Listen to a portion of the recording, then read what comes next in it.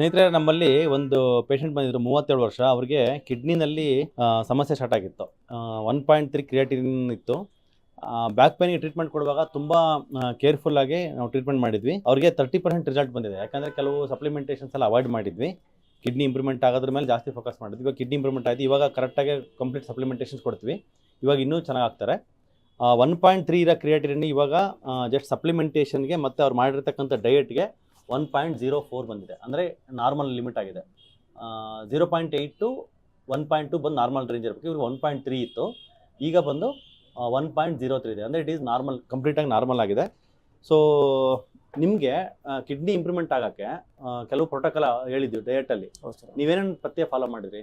ಬೆಳಗ್ಗೆ 2 ಚಮಚ ಕೊಬ್ಬರಿ ನೀರು ಕುಡಿತಿದ್ದೆ.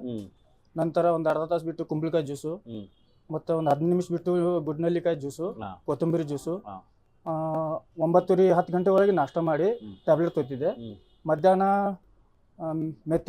ಮೆಂತ್ಯಕಾಳು 2 ಚಮಚ ಮೆತ್ತೆ ತಿಂತಿದ್ದೆ. ಅದ ನಂತರ ಊಟ ಮಾಡಿ ಟ್ಯಾಬ್ಲೆಟ್ ತೊಗೊಂಡು ಬೆಳಗ್ಗೆ ನೆನ್ನಿಡ್ತಿಲ್ಲ ಡ್ರೈ ಫ್ರೂಟ್ಸು, ಬಾದಾಮಿ, ಗೋಡಂಬಿ, ದ್ರಾಕ್ಷಿ, ಅದು 7 ಗಂಟೆ ಒಳಗೆ ತಿಂತಿದ್ದೆ. ನಂತರ ಅರ್ಧ ತಾಸು ಬಿಟ್ಟು ಹಸಿ ಕೊಬ್ಬರಿ 1 ಬಟ್ಲ ತಿಂತಿದ್ದೆ. ರಾತ್ರಿ 2 ರೊಟ್ಟಿ ಅಷ್ಟೇ ತಿಂತಿದ್ದೆ. 2 ರೊಟ್ಟಿ ಅಷ್ಟೇ.